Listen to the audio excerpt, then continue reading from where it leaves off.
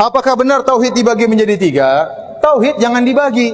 Tauhid jangan dibagi. Tauhid itu artinya mengesahkan Allah Subhanahu wa taala. Jadi zaman Nabi tidak perlu dibagi-bagi, ya. Kenapa ada orang sekarang membagi tauhid? Sebenarnya untuk menyatukan kembali tauhid.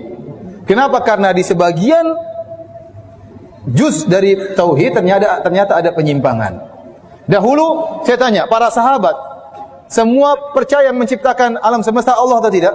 Semuanya percaya. Para sahabat tidak ada yang berbuat syirik, tidak ada yang minta kepada penghuni kubur, ya. Tidak ada yang pergi ke dukun, ya, sehingga mereka dalam hal ini juga benar.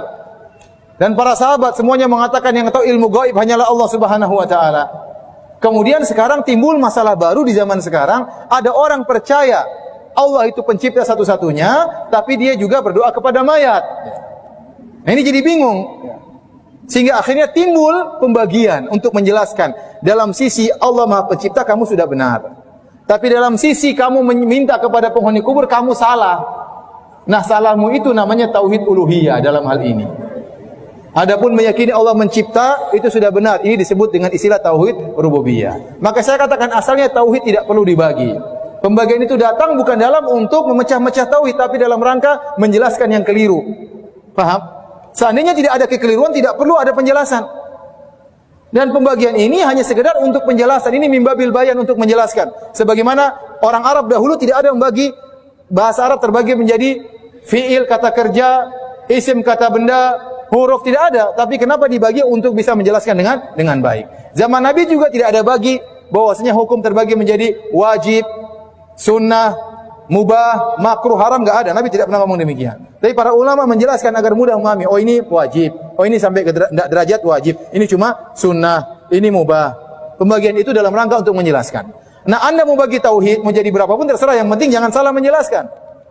Oleh karenanya ada para ulama bagi tauhid menjadi dua. Ada ulama bagi tauhid menjadi tiga. Tatkala mereka menemukan penyimpangan dalam berbagai macam bidang, maka mereka membagi tauhid menjadi tiga contohnya. Ternyata didapati ada orang menyimpang dalam masalah asma wa sifat. Ada yang menolak sifat, maka dikatakan, oh ini kesalahannya dalam tauhid yang berkaitan dengan nama-nama dan sifat Allah. Oh ini kesalahannya mereka minta kepada mayat, ya. Mereka minta doa kepada mayat. Oh ini kesalahannya dalam tauhid uluhiyah. Sehingga terjadi pembagian tersebut dalam rangka untuk menjelaskan. Kalau Anda tidak usah bagi juga tidak jadi masalah. Yang penting Anda bisa jelaskan kesalahannya. Ya. Nanti kalau saya bilang sama orang, kamu tidak boleh minta sama mayat, tidak boleh doa minta sama sunan. Memang saya salah? Iya, kamu berbuat kesyirikan. Siapa bilang saya syirik? Saya meyakini Allah Maha Pencipta. Ini sunan hanya sebab saja.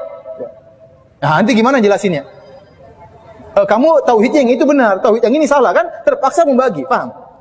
Terpaksa membagi untuk menjelaskan mana poin yang benar dan mana poin yang salah. Seandainya Anda bisa menjelaskan tanpa perlu membagi, ya sudah, tidak usah bagi. Jadi pembagian itu hanyalah metode penjelasan. Ternyata mereka yang mengingkari pembagian juga bagi-bagi tauhid. Orang-orang Asy'ariyah dalam buku mereka membagi tauhid menjadi tiga. Mereka mengatakan annallaha wahidun fi dzatihi, wahidun fi af'alihi, wahidun fi sifatihi. Mereka mengatakan Allah itu Maha Esa dalam zatnya, Maha Esa dalam perbuatannya, Maha Esa dalam sifat-sifatnya. Bagi tiga atau tidak? Bagi tiga. Tauhid, tauhid, tauhid. Sebagian orang-orang sufi bagi mengatakan tauhid ada tiga. Pertama tauhidul khassah, tauhidul amma. Yang pertama tauhidnya orang awam. Yang kedua tauhidul khassa, tauhidnya orang khusus. Yang ketiga tauhidul khassatil khassa, tauhidnya orang super khusus. Tiga juga dibagi. Ya terus, ya kita enggak permasalahkan nanti bagi 3, bagi 4, bagi 10. Yang penting kontennya benar. Paham? Itu intinya. Kemudian mengatakan orang bagi tauhid menjadi 3 seperti orang Kristen, ini enggak nyambung, ini balul, enggak ngerti. Ya akhi subhanallah taqillah, mereka tahu itu bukan begitu maksudnya, tapi dibawa lari kepada hal tersebut. Ini berarti ya membuat fitnah. Dia tahu maksudnya bukan begitu. Dia tahu kita membagi tauhid bukan itu maksudnya, bukan mengatakan Tuhan ada 3. Kenapa disama-samakan dengan Trinitas? Ini pendustaan seperti ini, pembodohan.